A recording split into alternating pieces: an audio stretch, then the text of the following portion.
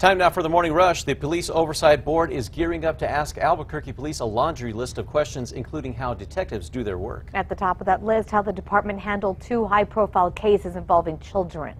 We want to go back to the basics of detectives, how they're chosen, what training do they get, how is it decided what investigative unit they go to. This includes the 2016 rape and murder of 10-year-old Victoria Martins in a case where two Albuquerque parents are accused of abusing and prostituting their 7-year-old daughter. The executive director of the Civilian Police Oversight Agencies making the argument that in both cases they show investigative flaws. News 13 tried to reach out to the department for comment on this. They declined to comment on camera but said someone will be at that meeting tonight. And Rio Rancho police are asking for the public's help in finding who's responsible for shooting up a Rio Rancho elementary school. Now, the gun-wielding vandals left behind 17 bullet holes, but hardly any concrete evidence at Sandia Vista Elementary. Now, police say that only one small bullet fragment has been recovered from the scene. They also still do not know what type of gun was used. Now, if you have any information, you're asked to call Rio Rancho police. Kristen? Widespread storms and showers expected this afternoon into this evening. You can see around the 5 o'clock hour. These are over a good amount of New Mexico here. Heavy rain causing localized flooding a top concern. Even over midnight hours, we're still keeping an eye on those showers and thunderstorms. Another round of widespread showers and thunderstorms expected Friday afternoon and evening. David? New details in a developing story. DA Andrea Reeb says criminal charges will likely be filed in the shooting death of an airman. But by who, it's still not certain. According to the Eastern New Mexico News, Reeb is still waiting to see who will handle the case.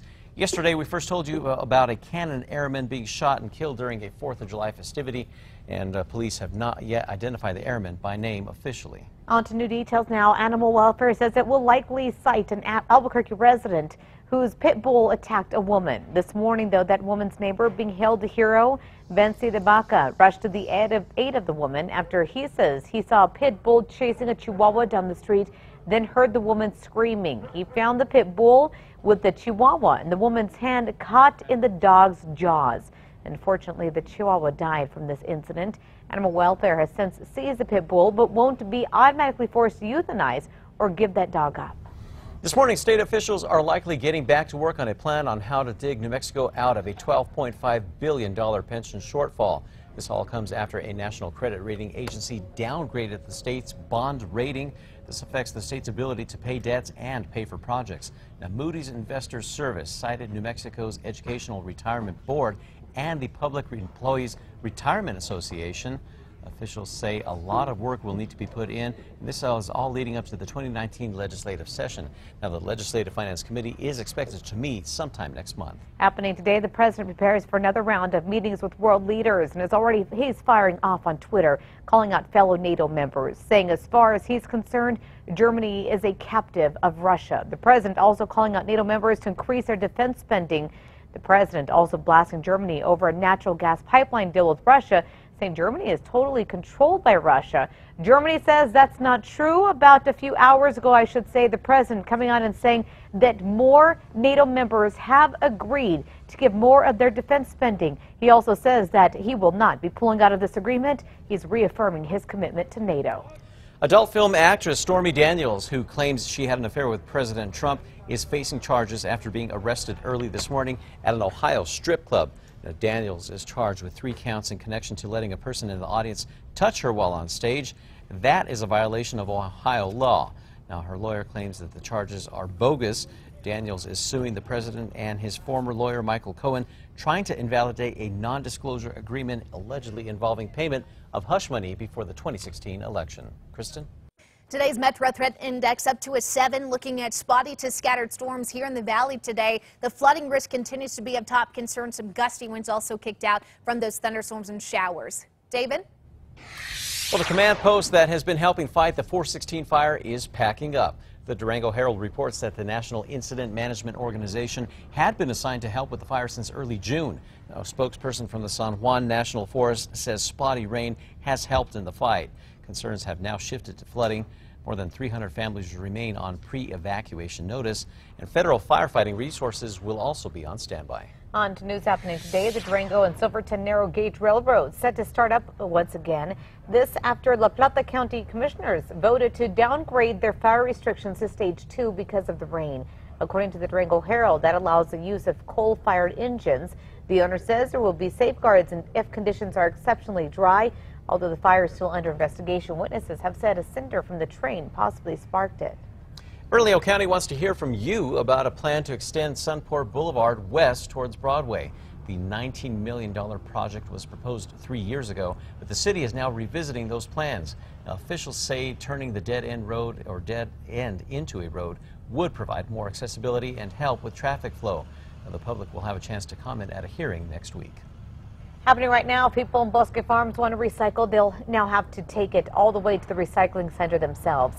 This as trash hauler AC Disposals no longer picking up recyclables curbside. Saying the company they deliver recyclables to is no longer accepting loads that aren't sorted. Other places like Belen City-owned recycling facility are also having to look for alternatives. Kristen. Coming up for a check on your Thursday morning commute. As we take a look at the map, no major problems out there as of now. We also have our news tracker out and about this morning, headed southbound on course just past St. Joseph's. No problems there, but of course we'll keep eyes on that throughout the morning. Well, some award-winning Chicago musicians on board a Southwest Airlines flight treated passengers to some in-flight entertainment. The teenagers are members of the Chicago Mariachi Project, and they were on their way to a mariachi conference right here in Albuquerque when they had a layover in Dallas. So the flight crew asked if they'd pull out their instruments and put on a short concert. The group was more than happy to oblige. You see all those cell phones? 6:53 now. Final check on that day planner shows lower 80s by lunch, 88 as a forecast high. We've got spotty to scattered storms on the way for today, and this is going to be nearly statewide. Those rain chances filling in across the board as that little disturbance, that area of low pressure continues to pull in moisture in combination with that high. Now, biggest threat will be the heavy rain causing localized flooding, and this is going to continue for the next couple of days here. You'll notice the temperatures at average, if not even a few degrees below it, for the next 3 days. All right, time now for the 5 facts. Start with number 5 here. Visitors to the State Fair will have something new to drink this year. Officials unveiled the Hazy Pale Ale created by Marble Brewery. Brewers say the beer is a perfect summer drink because of its fruity and citrus taste. It can now be found in stores and available in cans and on draft throughout the State Fair. At number 4, beginning today, residents can now access the Sunport's aircraft flight tracking and noise complaint system. Now, this is the Sunport's first major initiative to be launched under its new leadership. The system allows individuals to view active flights, search through historical flight data, and report noise concerns directly to airport personnel. Officials are hosting a meeting and live demonstration tonight at 5:30 in the Sunport's aviation press room. At number 3, stretching out the rest of that 7-day forecast, you'll notice regular rounds of storms from now through midweek next week. Best coverage of statewide showers and thunderstorms looks to be today and tomorrow.